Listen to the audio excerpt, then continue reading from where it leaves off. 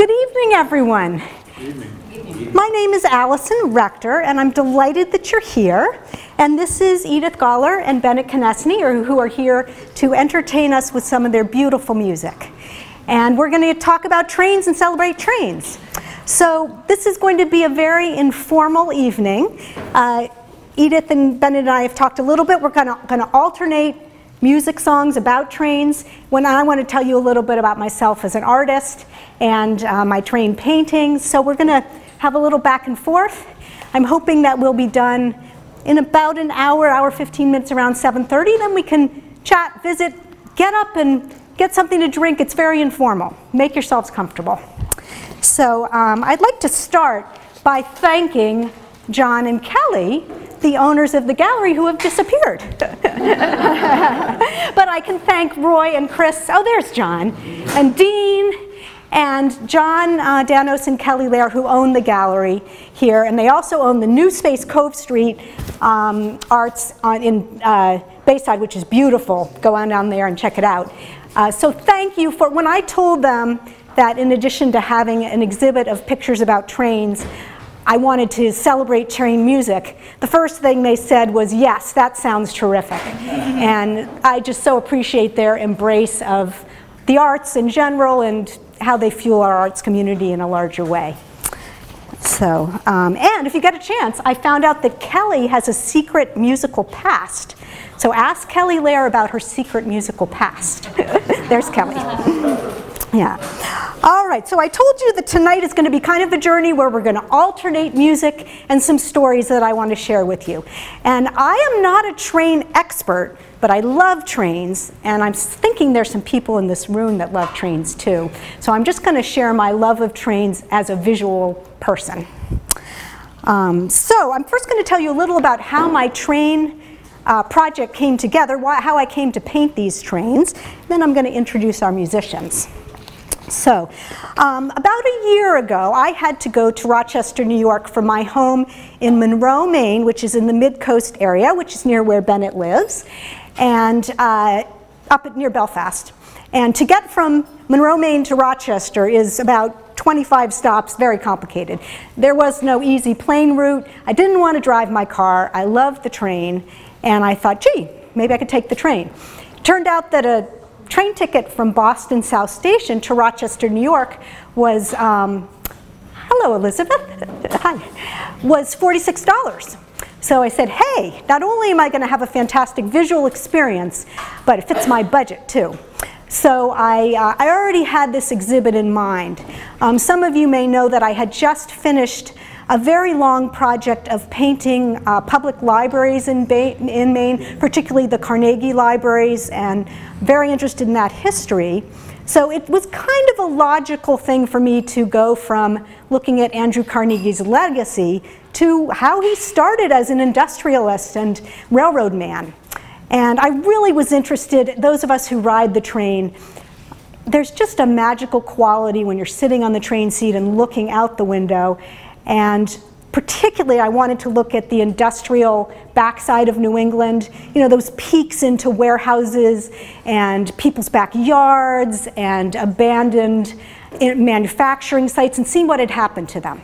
So that was the impetus of my idea. I got on my train to Rochester, New York, and it went the full, those of you who have taken it, it's the Lake Shore Limited. It goes the entire width of Massachusetts, and you stop in Worcester and Pittsfield and Springfield, Albany, Utica, keep going to Rochester. And the view out the window was terrific. And I met some interesting people on the train too. I wouldn't say it was speedy and efficient, but it was visually exciting. So that's how I arrived at these paintings, and here I am a year later.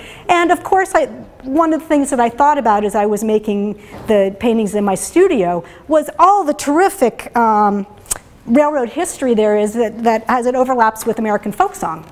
So I had those songs in my head. Friends kept telling me about their favorite songs, and I thought of these two whose work I love. So let me introduce Edith and Bennett. I'm actually going to read a statement that they shared with me. Reviving the culture of agriculture, Edith and Bennett teach and perform on stage and in the field. putting a new twist on the ancient arts of field hollers, farmers' ballads, and barn dances. Recognized as work song scholars and musical ambassadors who embody and expand the rich culture of rural American music, they have performed internationally for the U.S. State Department as special envoys in traditional music. Native Mainer Edith Gawler grew up as a member of the legendary Gawler family band. Some of you may have seen them. She plays fiddle, banjo, and upright bass, and belts out songs in a rich, sonorous alto. Edith has a degree in architecture from Syracuse University, and when not making music, she works with her father in architectural metalwork at Gawler and Daughters. Also raised in Maine, Bennett Konesni runs Duckback Farm, where he grows gourmet garlic. In fact, the last time I saw Bennett was in his garlic field, where he led a group of about 25 people in singing as we helped you harvest your beautiful garlic crop. And the variety of garlic was named music. That was fun. Bennett also, he runs worksongs.org, where he shares his 20+ years of work song research and development. Bennett is also the co-founder of Sylvester Manor, a 243-acre educational farm on Shelter Island, New York, on a piece of land that has been in his family since 1652. His roles there include teaching work songs to the farm crew and directing the annual Fall Festival, which brings the community to the farm to complete 2 weeks' worth of garlic shucking and planting in a single morning, all while singing work songs. Yeah. They may tell us a little about that. As a student of Middlebury College, Bennett co-founded the Student Farm, and upon graduation was awarded a Thomas J. Watson Fellowship to spend a year studying work songs on 3 continents. Though he received his MBA from Antioch University, New England in 2009, his passion is still work songs, music that transforms labor into something between work and play. He envisions a world in which farmers, cooks, and eaters once again sing in fields, kitchens, and at the table. So welcome, Edith and Bennett.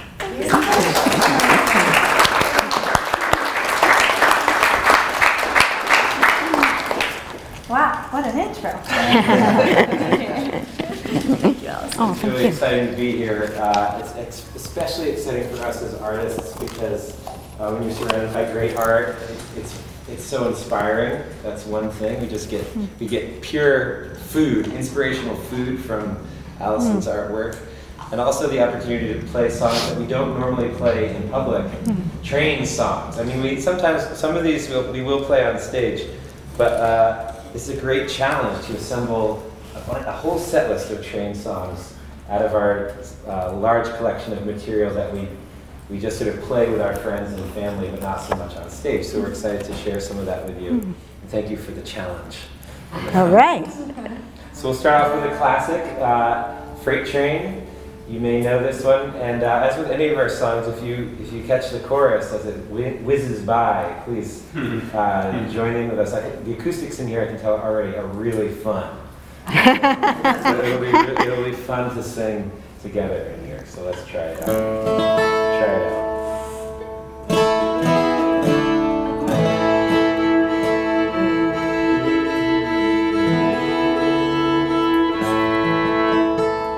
All right. Chorus goes like this. Well, freight train going so fast. Freight train going so fast. Please don't tell what train I'm on, so they won't know where I've gone. Let's try that one more time, everybody. Well, freight train going so fast. Freight train going so fast. Please don't tell what train I'm on, so they won't know where I've gone.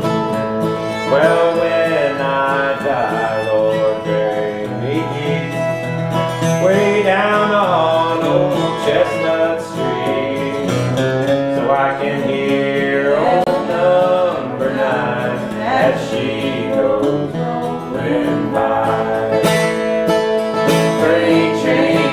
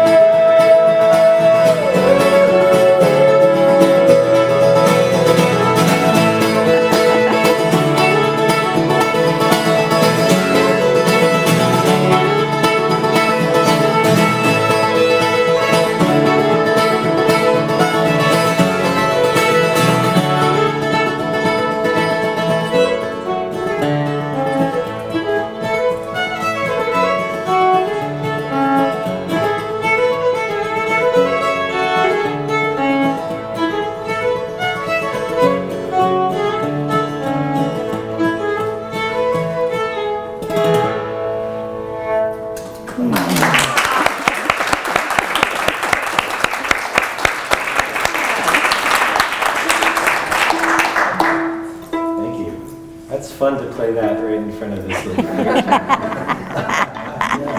I was thinking about that train track over to Rochester.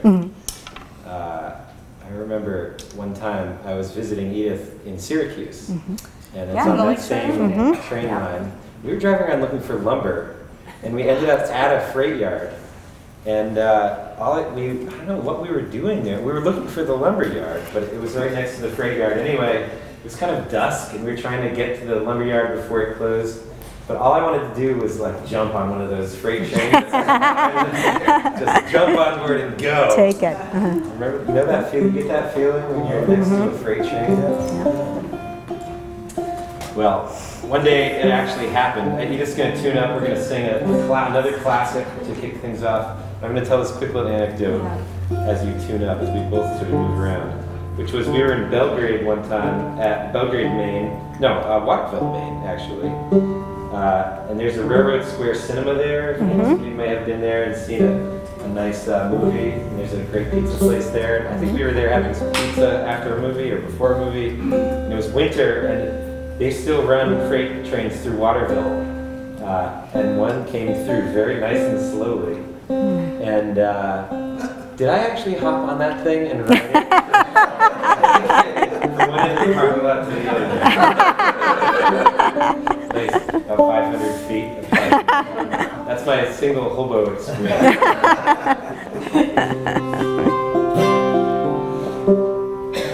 All right, this is going to be fun.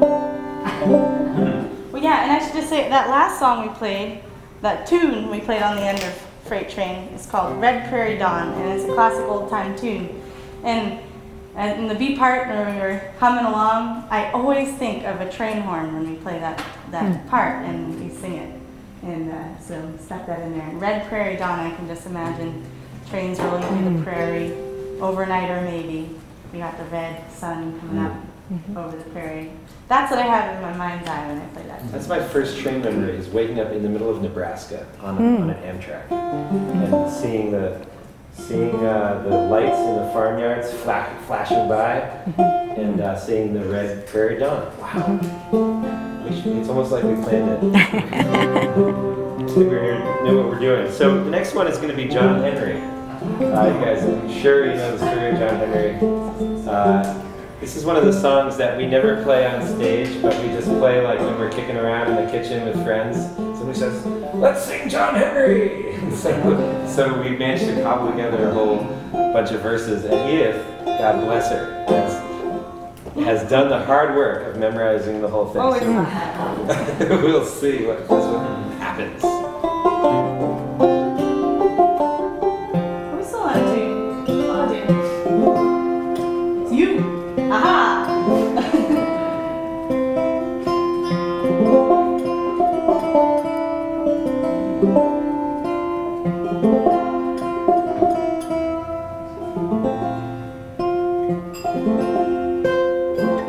Oh dear. Okay. Oh, that sounds much better. We tune because we care.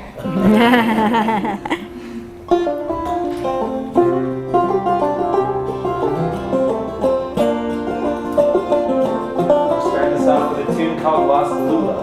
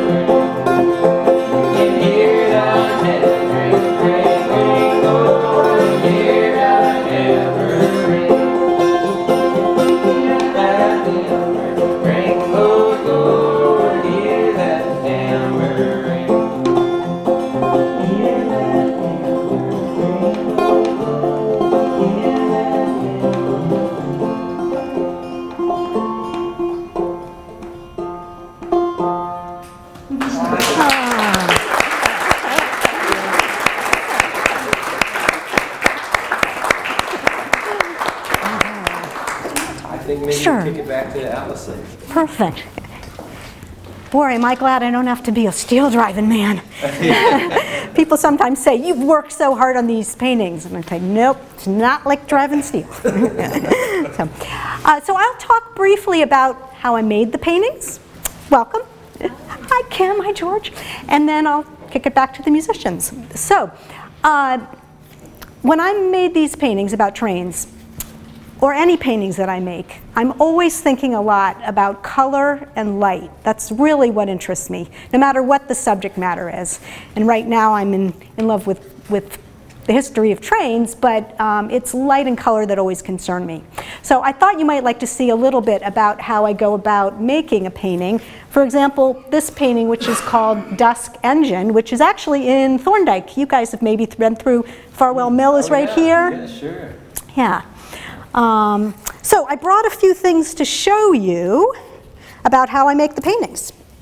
Let me go in my bag of tricks here. Oh, here they are. All right, we'll start with the good old color wheel.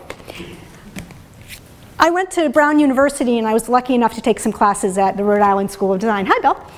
And I got a great education there, but I really learned about color from a Maine painter named Lyndon Frederick, who really got me thinking about John Sloan's method of using color, a limited palette, using a triad of colors. So anytime I make a painting, I think very carefully about the composition, about the subject matter, but then I think about the balance of color, the color harmony.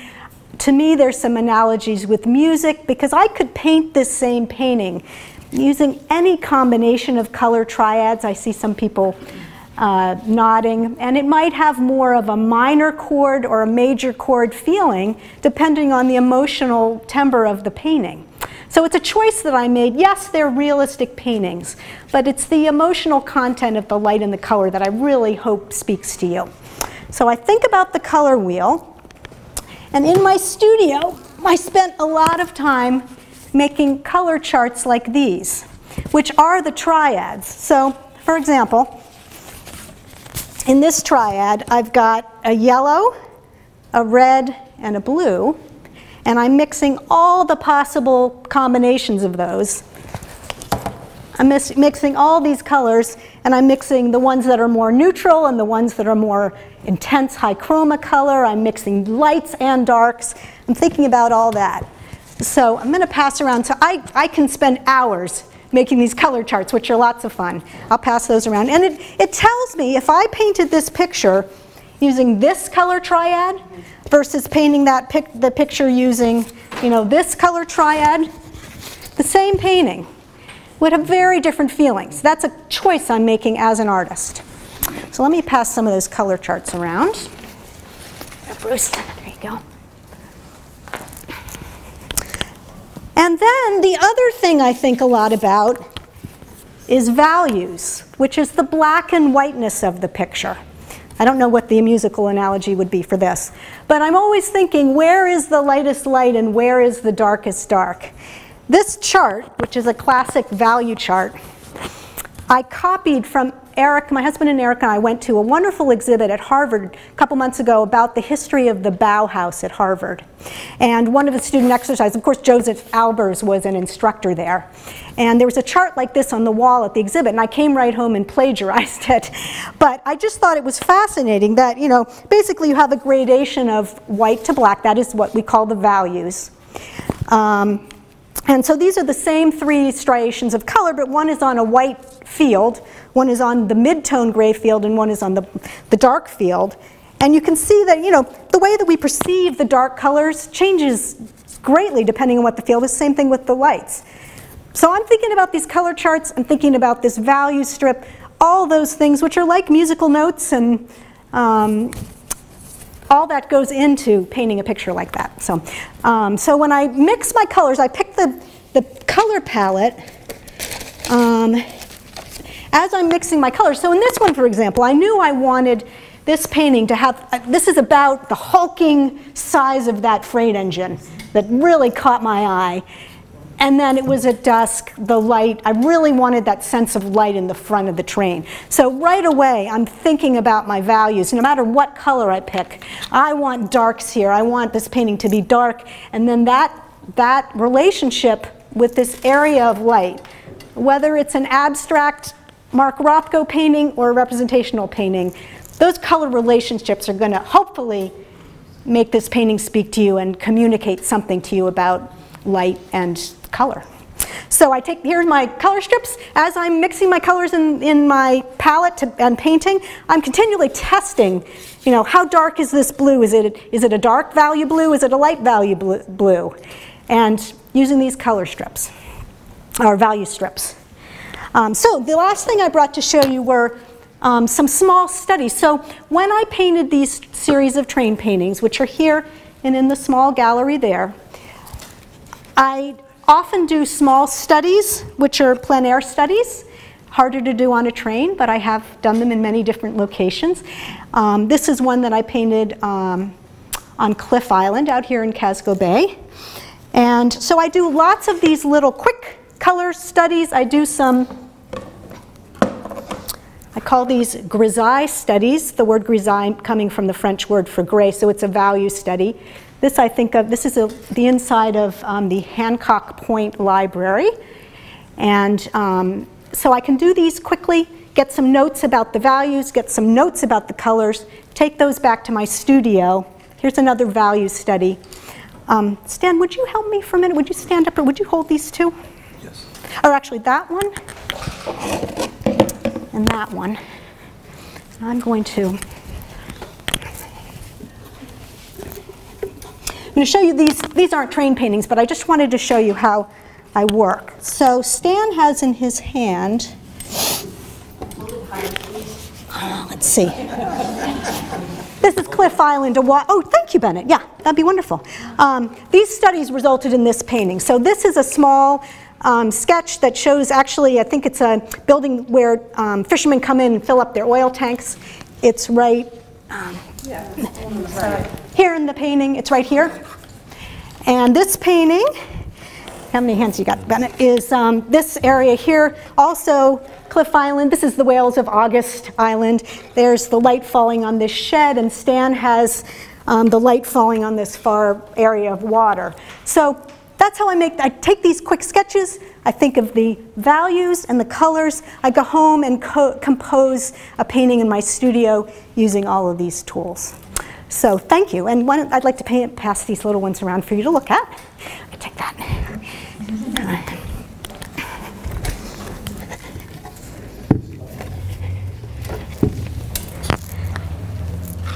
All right, I'm going to pass that around. So I will try to allow some time at the end after we hear some more music. And if you have any questions about how I painted these paintings, I'd be happy to talk about them. But let's hear some more music. All right.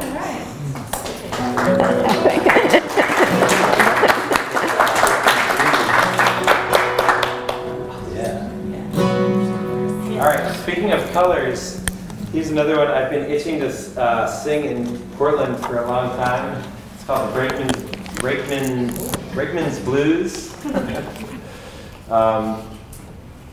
And the first line mentions Portland, Maine, which is rare when it comes to bluegrass songs. So with blues and Portland, it seems like this is the one to listen to the song for this next moment.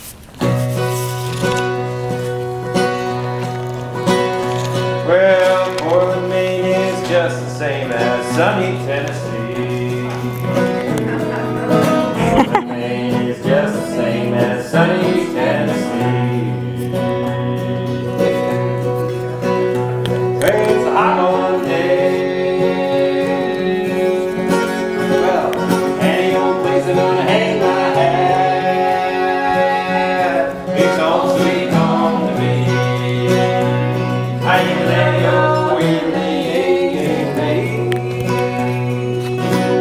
try this up a notch. Well, Portland, Maine is just the same as sunny Tennessee. Well, Portland, Maine is just the same as sunny Tennessee. Any old place I wanna hang my hat. It's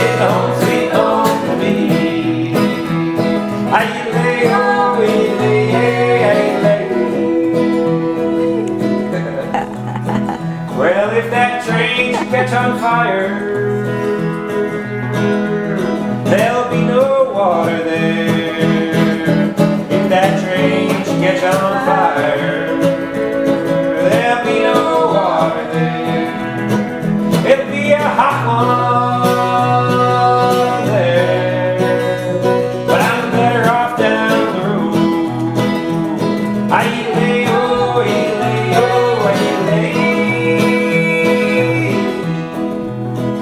Eat my breakfast here, eat my dinner in New Orleans, eat my breakfast here, eat my dinner in New Orleans. It'll be a hot one there, but I'm better off down the road. Aye-lay-oh, aye-lay-oh.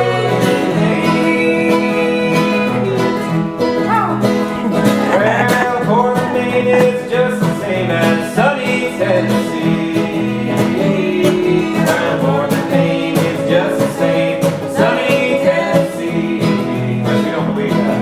But my hat is home sweet home to me. Aye-lay-oh, aye-lay-ay, aye-lay. Aye-lay-oh, aye-lay-ay, aye-lay.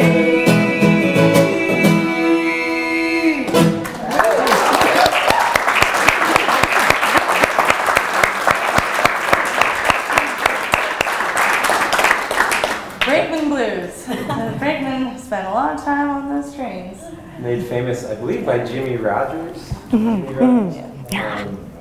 Is his nickname the Singing Brakeman? Yeah. Yes, yes. Yeah. And I think he actually worked on trains, and that's where he developed all this material. So, yeah, Portland, Maine is not just the same. That's the great irony of singing that song. But what are we going to do next, Editos? Oh, I don't know. It's such an adventure down here. Yeah, our set list. We're down here peering at our set list. We've thrown out the window, and now we're just going to pick them.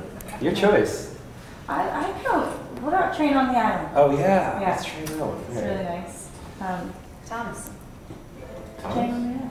Thomas. Oh, it's a train on the island. Oh. Ah, yes. Nice. Oh, it's great. Man, but I was saying about Waterville, Maine, and how we jumped on that train for a hot second. Got a little taste of the open trail, open track. Yeah. It's a hobo life. And so my dad works in Waterville as a sheet metal fabricator, and his shop is right there, right behind the big train yard there. And there's a back door, and he leaves it open all the time. And the back door is very close to one of the rails, and it's amazing. I used to sit there, and I still do sometimes. I just sit there at his bench and look out the window, and it's just it's a framed, rolling gallery, because all the trains, or a lot of the trains, are just spray painted in the most beautiful, beautiful pieces of art. Some of them are lovely. Some of them are interesting. Some of them are thought-provoking.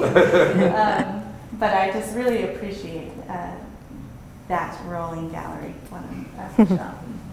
I think it's a really sweet thing that it's like people are trying to shut down graffiti all the time, you know, and it's one of these areas where graffiti and art and street art is still very much alive, and I love that. Now I'm going to sing a sad song. Let's see if we're in tune.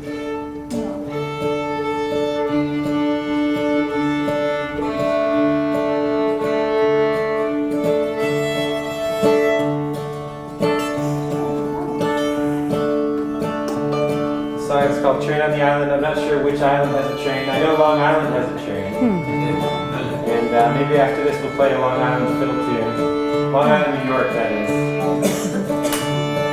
Does Long Island and Casco Bay have a train on it? Nope. Yeah? No.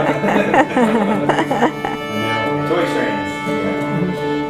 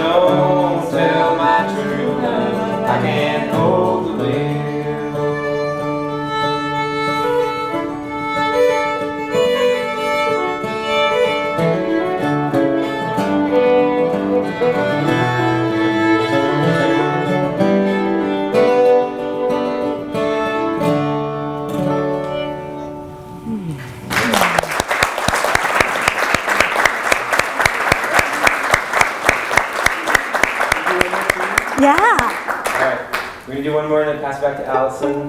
In honor of Long Island, New York, there's a whole vast collection of fiddle tunes on Long Island, New York that nobody knows about, which as fiddle geeks we're really excited about. Also because one branch of my family's been there for hundreds of years, as Alison mentioned. And so we think the tunes are really cool. And in fact, the guy who collected this tune in 1809 was a famous painter named William Sidney Mount. You may have heard of him. He was part of the sort of Hudson Valley School. Really amazing paintings of rural America in the early to mid 1800s. He was one of the first, he's actually recognized as the first American painter to paint African Americans as real people and not as caricatures. He also painted fiddlers, and he was a violinist in the New York Philharmonic. Wow. They wanted him to be the first chair, but he actually preferred to play fiddle in barn dances on all the amazing farms on Long Island. So he went back there and collected tunes. This tune he learned from an African American fiddler on the docks of Setauket. And this is part of the terminal line of one of the branches in Port Jefferson, Long Island. And he also wrote a tune called Playing the Cars on the Long Island Railroad later in his life. And they first put the railroad in. In any case, this one isn't that. We haven't learned that one yet, so this is sort of for the next train gallery art show. We'll do that one. In the meantime, there's a really cool tune from Setauket that we think you'll like. Little did you know you would play such importance in this moment. Tying everything together. Yeah. William Sidney Mount. Yes. 1, 2.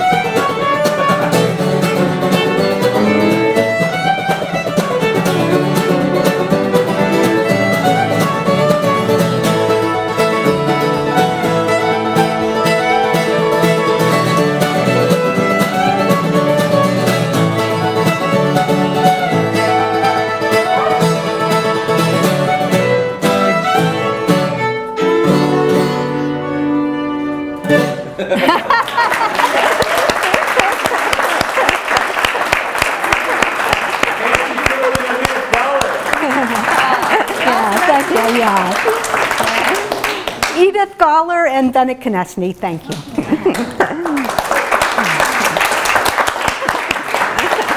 I have the best seat in the house here. It's so nice to see so many friends here. Help yourself to something wonderful to drink. Thanks for coming. I forgot to tell you something special about this painting that I meant to tell you when I was telling you about making it, which I want to share with you now, because I got so excited about the music. So this painting, which I told you was in Thorndike, Maine, a friend of mine, Russell Barber, who lives in Belfast, owns this railroad car. And this painting went on a field trip. But remember I told you I do the Grizz Eye painting, the value painting. Well, when I got that layer done, I said, Russell, I want to come visit your railroad car. It's an old mail car that he purchased that was part of the Bangor and Aroostook line. And he's been wanting to show me the car for quite a while. And he said, sure, come on out, we'll have lunch in my car and bring the painting. So I put the painting in my car, I brought it out to Russell. So I'm going to here's a photo that I took, which I put, here's Russell, here's his railroad car, here's my painting on the field trip. And this is part of the process too. So all these paintings that I've made all they start with a pencil drawing. Then they start with the Grizz Eye value layer underneath here. So I had the Grizz Eye black and white layer.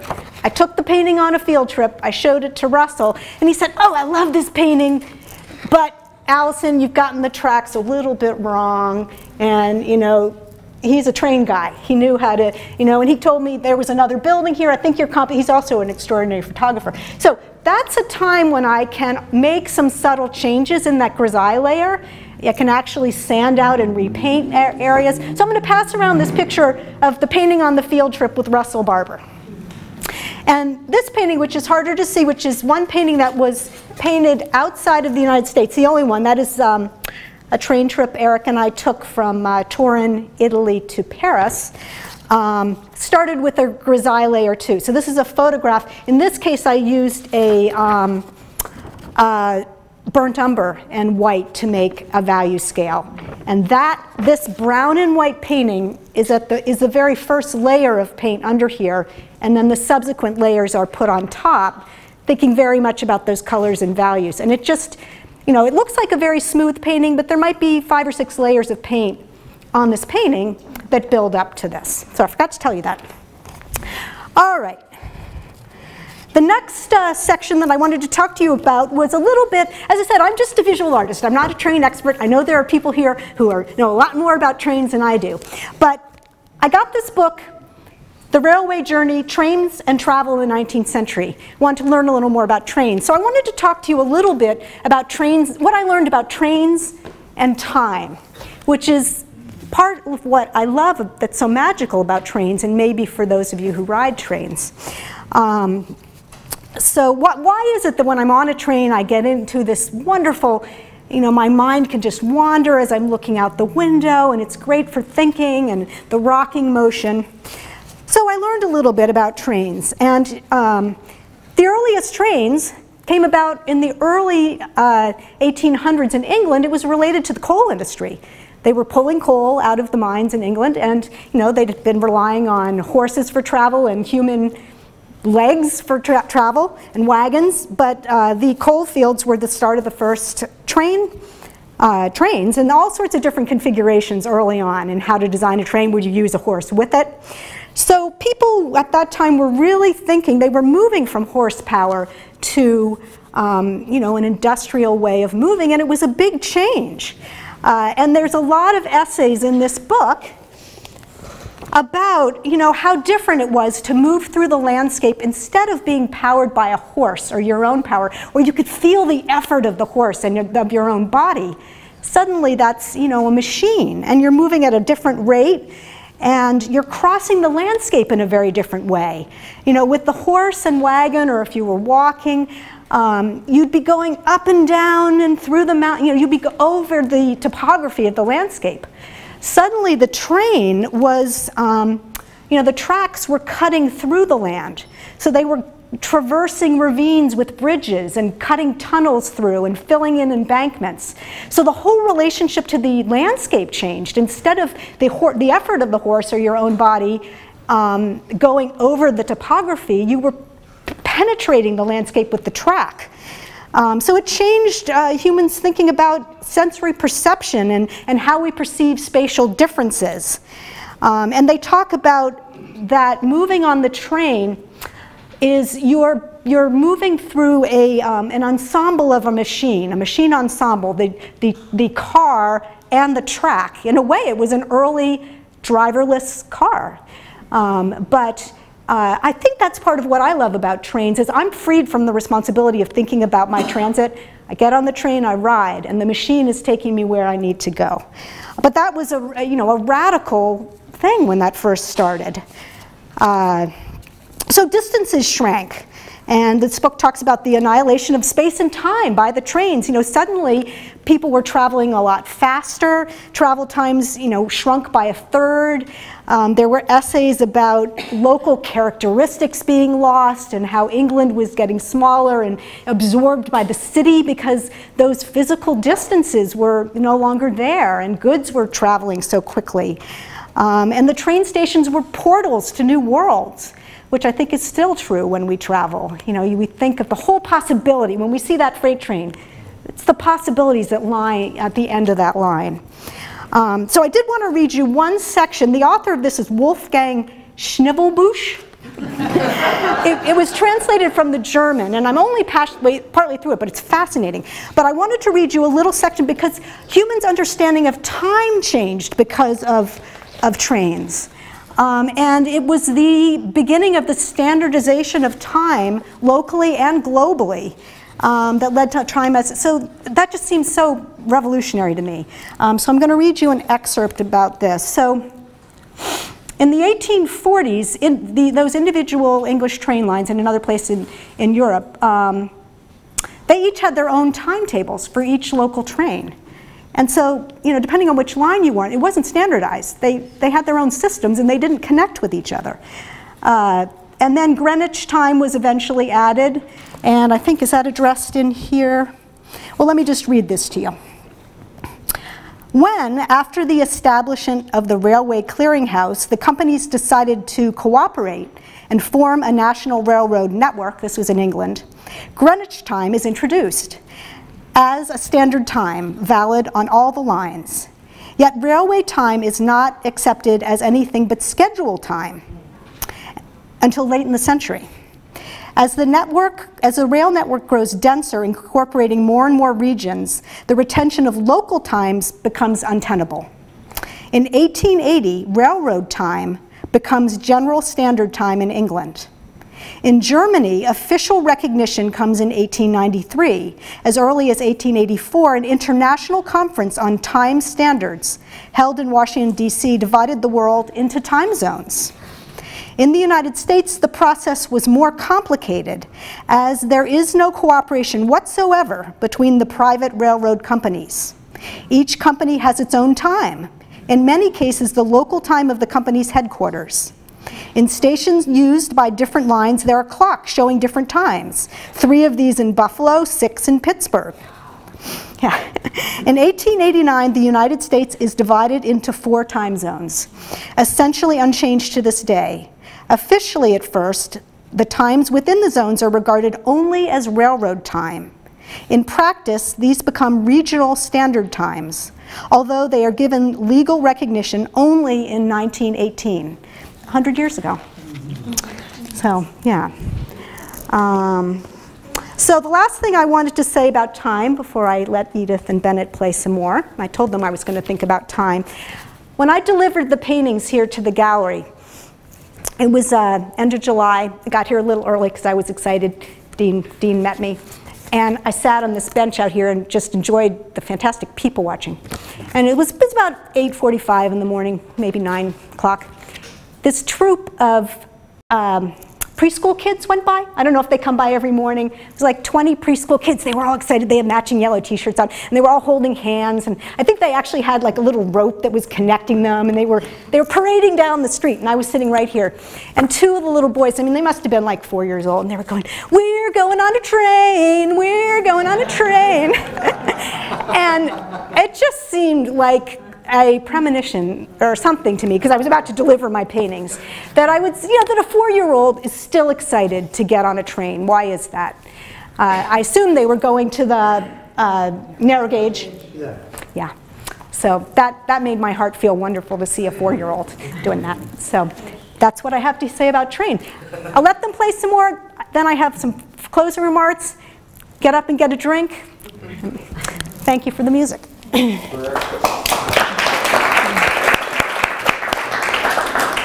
For our planning purposes, yeah. Will we play after your closing remarks? Sure. Or is that? Yeah. Yeah. Yeah. I'd like to, let's see how we're doing with time here. I'm not paying any attention. Let's see. 7:10. Yeah, we'll keep an eye on it, 7:10. Yeah, well, why don't we see how it goes? Okay, great. Here's the song. Is that okay? Does that upset your list here? No. Okay. I do want to hear the Swedish song, though. Yeah, we definitely need to play the Swedish one. Yeah. We'll play it before your comments. Okay.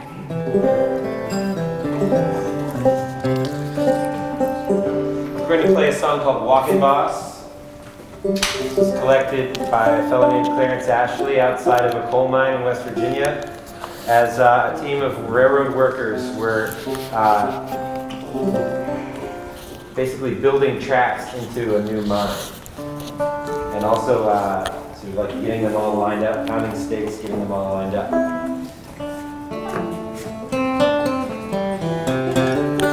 And after this, we'll sing a track lining song for getting the tracks into alignment, which we can all sing that one.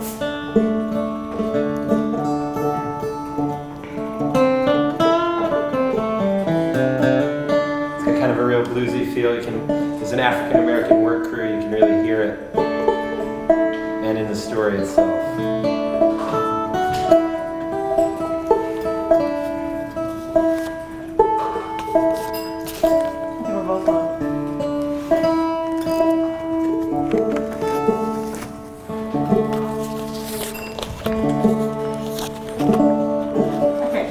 Good enough for folk music.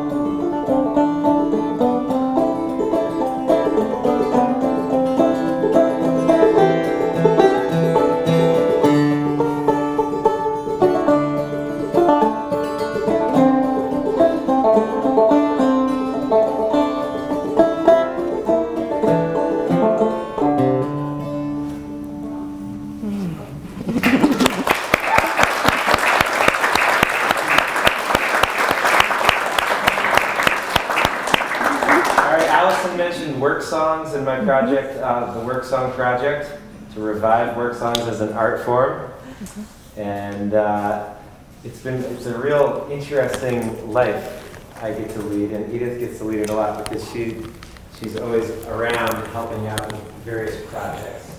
I have a community chorus as a part of the project in Belfast. It's called the Work Song Community Chorus.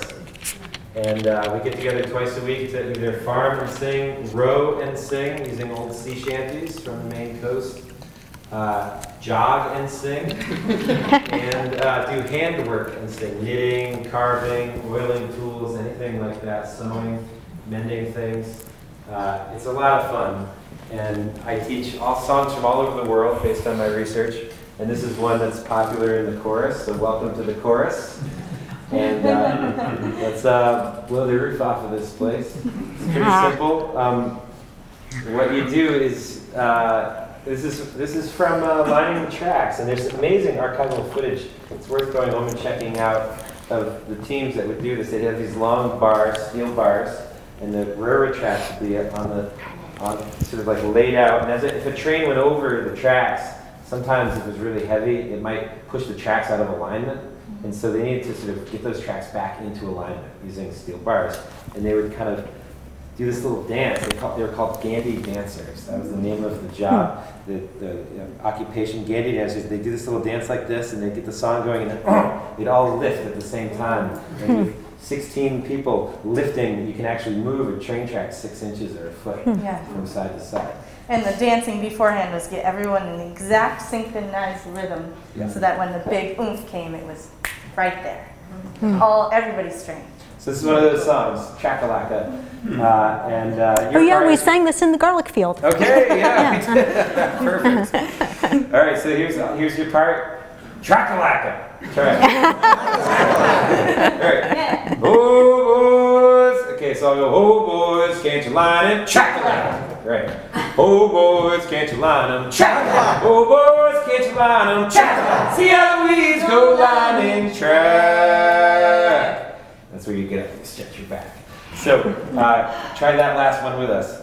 See Eloise go lining track. See Eloise go lining track. Okay, let's try it. See Eloise go lining track. Oh yeah, that's good. Oh boys, can't you line them? Track. Oh boys, can't you line them? Track. Oh boys, can't you line them? Track. See Eloise go lining track. Now what I hate about lining track is these old bars about to break my back. Oh boys, can't you line them? Track. Oh boys, can't you line them? Track. Oh boys, can't you line them? Track. See Eloise go lining track.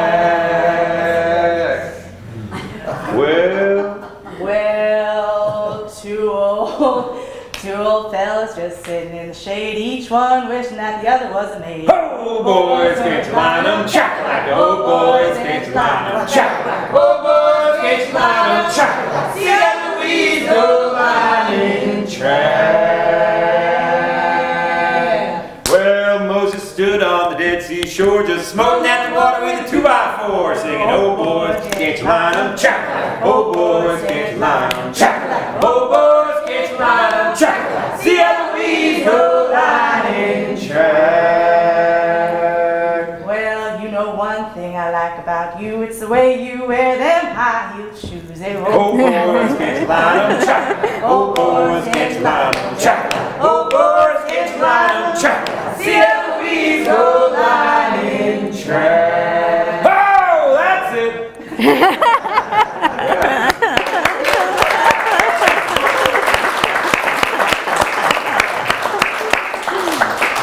Yeah, I think we'll do one after the last one. That's great.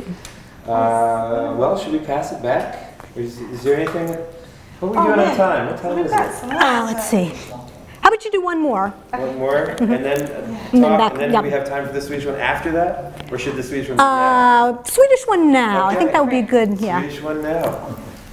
It has been such an honor sharing music with you guys, and singing with you, and coming down to the big city. Hey, Bennett and Edith, if anybody's curious about what you do, where can they find out more? Well, you can go to our outdated website, edithandbennett.com. You can email us, edithandbennett@gmail.com, or bennett@worksongs.org.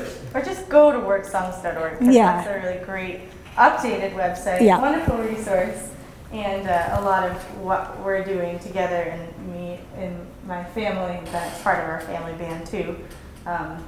You can find some of that stuff up there. Yes, we're too busy out in the fields to do too much of our marketing and maintaining websites, so apologies, but you can track us down. Yeah. Sure. Send an email anytime. And come out. We do concerts all over Maine and New England and the country. We're doing, what are we doing on Friday? If you have any friends on Islesboro Island, we're going to do a concert on Islesboro on Friday night. And come find us at the Common Ground Fair. We'll be doing a show Saturday, right in the middle of the day, at the Spotlight stage, and then usually later that day we'll shuck a bunch of garlic. So you can join us for a concert environment and a work song. Get your hands dirty. Yeah. Party. Yes. That's really the best next thing we're going to be doing that you should think about. And then, let's see, we've got gigs on other parts of the country. We're going to be playing some dance weekends over the next year in, let's see, Tennessee and North Carolina and California, Oregon, Washington, and Montana. So we've got gigs. If anybody, I guess that was kind of a large swath of the country. We'll be around a little bit afterwards, so come talk to us if you have any questions about all that. We're going to play a Swedish tune. One of our favorite passions is to play Swedish music.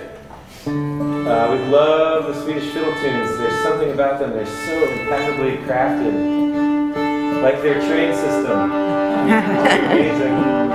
We're going to play a tune called Ora Polska, which is named after a mountain right alongside the train route that goes from Trondheim, Norway, east to Sundsvall in Sweden.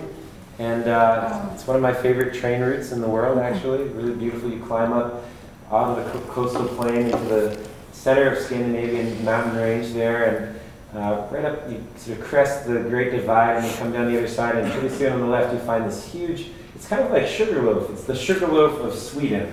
And because it's this mountain where the bottom half is all forested, and the top half is all white and open, covered in snow. And this tune was written, well, it was first written down over 100 years ago, 130 or 40 years ago.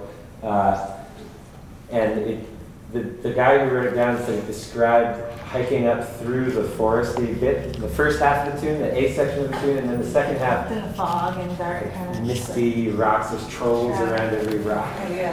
And then you pop up through the tree line and you have that glorious sunshine up in the top. That's the second half, the B music of the tune. So we play A, B, A, B, A, B, A, B. You'll hear the various dark and light. And going up and down, up and down, down.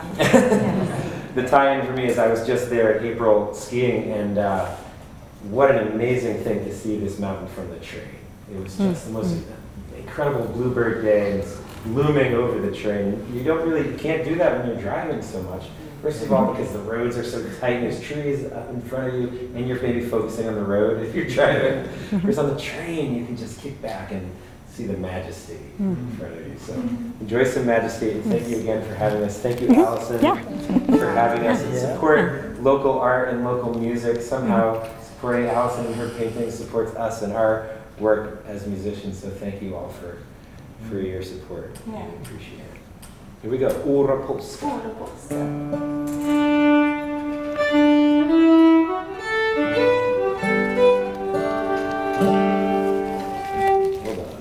False start. Isn't it? Ha! Just kidding.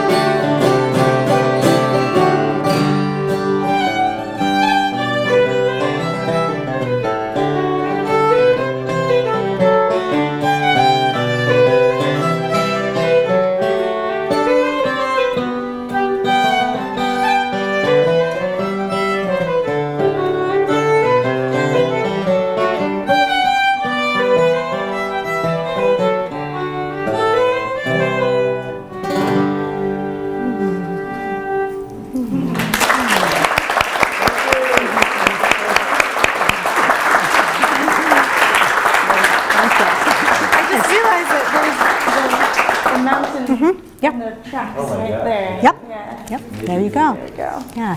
Is there anyone in the room here who's taken a train this month? You want to raise your hand if you've taken a train this month?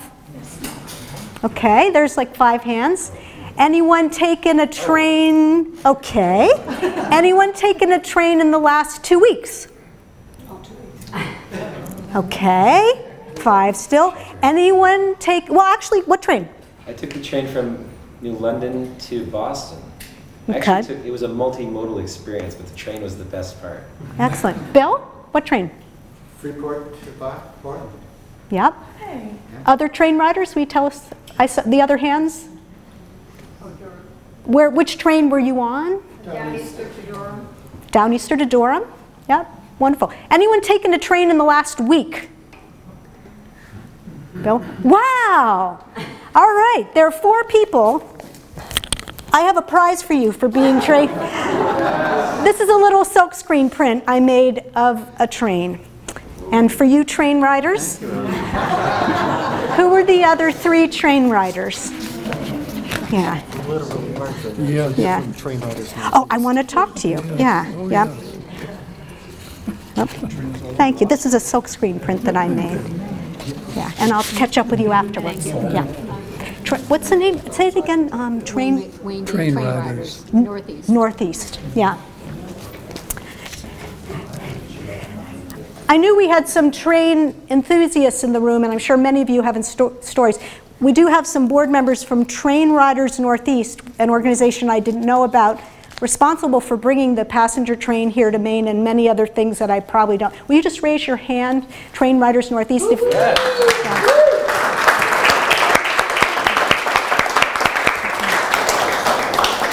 Okay. All right. I hope you're not too tired of sitting. We're going to wrap this up. Maybe we'll see. There might be time for one more song. We'll see. I'm going to close this now, my final comments. I just wanted to tell a little bit about where we are in trains in Maine right now. And like I say, I'm not a train historian, but I love this stuff. So when I was doing this work, a friend of mine emailed me. He's a painter in Belfast, David Esty. And he lives in Belfast, Maine, in my neighborhood. And he told me a little piece of history. He grew up in Fort Fairfield, Maine, which is way up north in Aroostook near Caribou.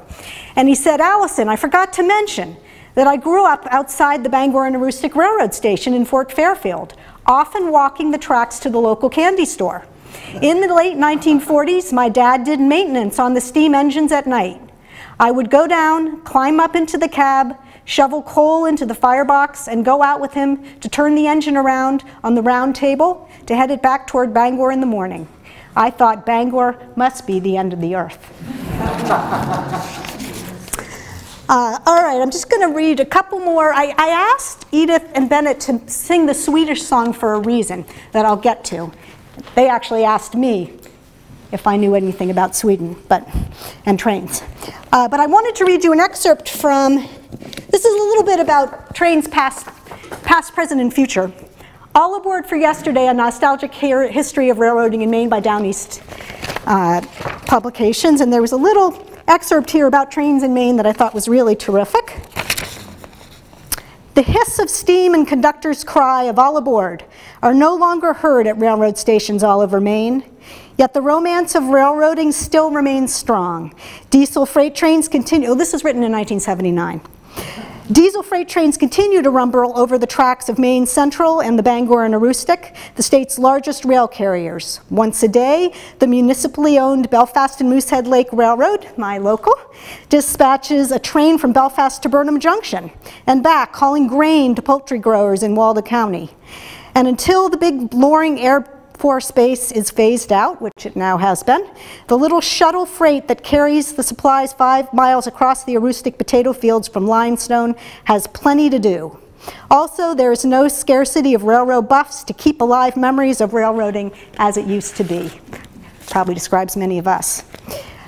Many railroad enthusiasts seek to recapture railroading as it was in Maine earlier in the century before the automobile and the truck became so competitive with the iron horse that they forced the narrow gauge lanes out of business in the 1930s and 40s and brought an end to passenger service on the standard gauge systems in the early 1960s. So as I'm reading this, I had no idea how many trains went all throughout Maine. I mean, we see the tracks. One looks back to a time when little tea kettle engines pulling Lilliputian cars huffed and chuffed to Rangeley, Monson, Wiscasset, and Megantic. Is that how we say that? When big mountain-type steam locomotives highballed the overnight Pullmans from New York and Boston to Keneo, Bar Harbor, and Kennebago. When lumber barons built railroads through the wilderness, flinging spider-leg trestles across river gorges to get out logs of pine and spruce. One recalls an era when the Maine Central ran a fleet of a dozen steamers, splendid in white paint, gilt, and mahogany, and operated the plush Keneo and Samoset hotels as well. When the arrival of the train at the local train depot was the big event of the day in the lives of the residents of the little towns on the branch lines. And when Union Station in Portland seemed grander than Grand Central in New York and served a better clam chowder to boot. So I'm going to read you an excerpt from Along the Rails, A History of Maine's Historic Railroad Buildings by Konesni, who's our, I think he's our state historian. And the section is by Earl Shuttleworth. Who is? Yes, thank you. Thank you. He is. Okay, so Earl wrote this in the year 2000. 50 years ago, rail travel was still king in Maine. Like many of my generation, trains captured my youthful imagination. My favorite Sunday drive with my parents was along Commercial Street in Portland to watch the engines, right down there. Freight cars and tank cars slowly moved down the center of that broad waterfront thoroughfare. When I was 4, I was treated to my first train ride, a Sunday afternoon trip with my mother and sister from Union Station to Old Orchard Beach, where we were met by my father, who had covered the same distance by car on Route 1 in order to provide our return transportation. As I entered my teens, passenger service in Maine ended, thus closing the broad network of stations which had bound so many lives together. At the age of 13, I witnessed the proud tower of Union Station crash to the ground as an elegant granite building. Did anybody witness that here? Yeah. Which had meant so much to so many, it was reduced to rubble. Soon after, another proud tower fell in Bangor, joined by the destruction of dozens of more modest frame stations and support buildings across the state. And I'll continue to Kirkmoney, and then I'll end. From our perspective, at the dawn of the 21st century, decades after local passenger rail ceased in Maine, and at a time when numerous branch lines have been abandoned altogether, it is difficult to fully appreciate the historic importance of railroads and the impact they had on the communities through which they passed. Although a renaissance of sorts seems to be in the making for limited passenger rail service in Maine, it is highly unlikely that we will ever witness again the network of railroads that were a vital part of life in the late 19th and early 20th centuries. So that was written in 2000. I happened to notice at my local used bookstore, Bill McKibben and a group called Solutionary Rail, the idea of electrifying rail lines. It's a possible return to transportation and a climate positive one. So go trains. So I'm going to end. I did want to tell you a little bit. Has anybody heard of the Swedish concept or idea called flygskam? Yeah. Well, I read in the New York Times, and it's been covered in other papers, about the idea that as we become concerned about the environment, and my artwork is not really about politics, but I think it's an interesting tie-in to trains, that the Swedes have been reducing their use of air travel because of a concern about the environment and using trains as an alternative. So there is actually a Swedish word, and that's why Edith and Bennett asked me if I was going to, speak about Sweden. Was that why you asked me that? Yeah. Because of this concept, the flight shaming, flygskam, I'm not a Swedish speaker, and the companion concept of tågskryt, which means train bragging. So may we all become tågskryt. And thank you so much for coming tonight. Thank you, Bennett. And let's see how we're doing here. Can you play us one to go out? Yeah. They'll play us one to go out. We'll stick around to talk. Thank you for coming. We'll play a quick main tune. We've got the idea of future main trains that are brains. And these trains that are going up north to collect wood from the forest, and a lot of our tunes have the inspiration of the immigrants who came to work in the forests and definitely rode those rails. So Yeah. Macklemoyle's set. Well said.